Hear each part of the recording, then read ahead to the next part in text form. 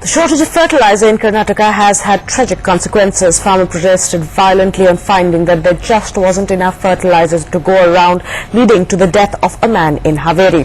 We look at some of the possible reasons for the shortage, which is being faced in several states around the country, even while the centre isn't facing a shortage.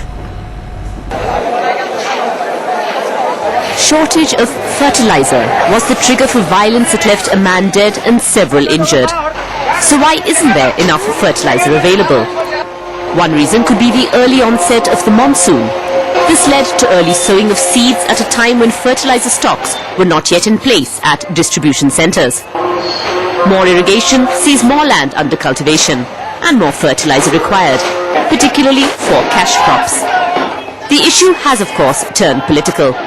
The opposition in Karnataka blames the BJP government, saying it doesn't care about the farmers. The Chief Minister, while claiming a political conspiracy to tarnish his new government, also blames hoarding for the crisis.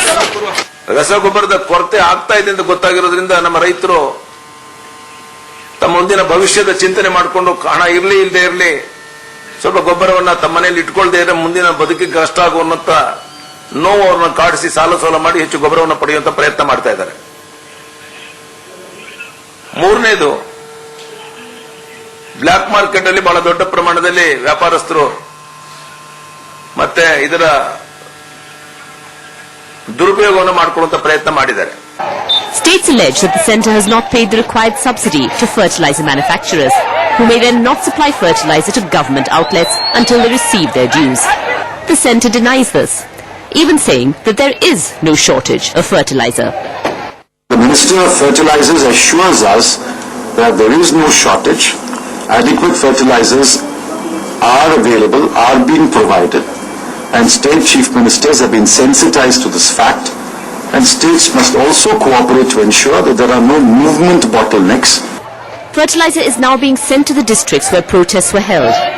But for one family at least, this comes too late.